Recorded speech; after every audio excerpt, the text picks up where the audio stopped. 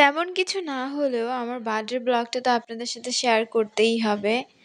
যেহেতু আমার বার্থডে আর আমার পিসাতো বোনের মেয়ের বার্থডে একই দিনে, মানে হচ্ছে 10ই জানুয়ারি। যার কারণে হচ্ছে টুম্পার রীতিমতো আমাদের বাসায় যেহেতু ছিল, তাই ভাবছি যে যে কেকটাই আনা হোক না কেন সেটা আমাদের দুইজনকে ডেডিকেট করা হবে। আমার হাজব্যান্ড যেহেতু কালকে ঘুরতে চলে গিয়েছে, যার কারণে রাতে যাওয়ার আগেই আমাকে বার্থডে উইশ, কেক সবকিছুই মোটামুটি অ্যারেঞ্জমেন্ট করে দিয়ে গিয়েছে। আমরা অলসতার কারণে কেকটা কালকে কাটিনি। অনেক রাত হয়েছিল, যার কারণে ভেবেছি যে কালকে কাটবো না, আজকে কাটবো। আজকে সকাল থেকে কাটবো ভেবেছি, যার কারণে এসে পড়েছি হচ্ছে সন্ধ্যাবেলা। যেহেতু আমরা বেরোবো, একটু ঠাকুরের মন্দিরে যাব, একটু বাণিজ্য মেলাতে যাব, যার কারণে ভেবেছি যে রেডি যেহেতু হয়েই পড়েছি, এখন একটু টুস করে কেকটা কেটে নেওয়া যাক। কারণ এই যে রেডি হয়ে কেক কাটাটা, এটাই আমাদের কাছে সবচেয়ে বেশি বোরিং লাগছিল। কেক কাটতে বসে পড়েছি। কেকটা ছোটোর ভিতরে খুব কিউট ছিল। তো তারপরে এখন যেহেতু আমাদের দুইজনের একই সাথে বার্থডে, তো মামনিকেও আমার পাশে নিয়ে আসছে। আমরা একই সাথে কেকটা কেটে ফেলবো।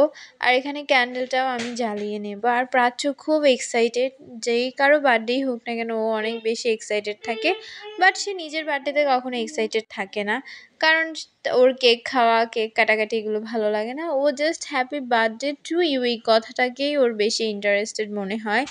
এখন হচ্ছে আমি ক্যান্ডেলটা জ্বালিয়ে নিলাম, মামুনিকেও আমার পাশে বসিয়ে দিল। ওরা দুইজন খুব শান্তিতে বসে মজা করছিল। আর প্রাচ্য তো হ্যাপি বার্থডে টু ইউ মা বলছিল। ভালোই লাগছিল শুনতে। আমার শরীরটা এই শীতের মধ্যে এসে কেন জানি খুব বেশি খারাপ হচ্ছে, মানে ঠান্ডা লাগার যে কারণটা, আমার গলায় পুরো কফ টপ বসে যাচ্ছে। আমার ভয়েস দিতে, ভিডিও করতে খুব বেশি বোরিং লাগছিল। আর ঠান্ডার অবস্থা তো আপনারা জানেনই, এই ঠান্ডা এই গরমে এমন একটা অবস্থা, যার কারণে ভিডিওটা কন্টিনিউ করতেই পারিনি। আমি কয়েকদিন হয়েছে ঠিকঠাক মতো ব্লগ দিতে পারিনি। ছোটোখাটো রিলস হয়তো আমি দেই, বাট ব্লগ ভিডিও দিতে পারছি না, শুধুমাত্র আমার শরীরের কন্ডিশনের কারণে। তো যার কারণে ভাবছি যে অনেক দিন হয়েছে, আর কতদিন আপনাদের থেকে লুকিয়ে থাকবো। এখন আস্তে আস্তে আবারও শুরু করি। আর এখানে আমাকে কি কেক খাওয়াবে, ওরা দুইজন কেক নিয়ে টানাটানি শুরু করে দিচ্ছে। আর এখন যেহেতু কেক কাটা শেষ, বের হওয়ার আগে আমি আমার হাতগুলোতে নেল পলিশ দিচ্ছিলাম।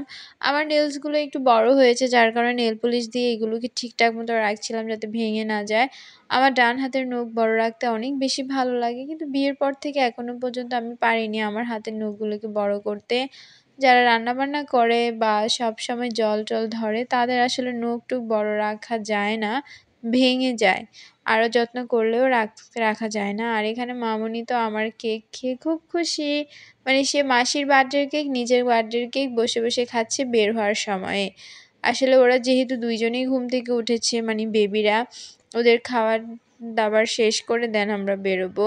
যদিও মামুনি তেমন কিছু খায়নি, আমি প্রাচ্যকে একটু গরুর দুধ খাইয়ে নিয়েছি। আর এখন আমাদের বের হওয়ার পালা। অলমোস্ট 8টা বেজে গেছে, আর বাহিরে মেবি অনেক ঠান্ডা পড়েছে। জানি না আমাদের ফিরতে ফিরতে কয়টা বাজে। 8টা, 2 ঘন্টা তো লাগবেই, কারণ এমনিতেই চলে যায় সময়। আর এখানে আমার নেল পলিশগুলোকে কিছুক্ষণ পর পর ফু দিচ্ছিলাম। আর মামুনি আর প্রাচ্য অলরেডি রেডি হয়ে দরজার কাছে দাঁড়িয়ে আছে বের হওয়ার জন্য।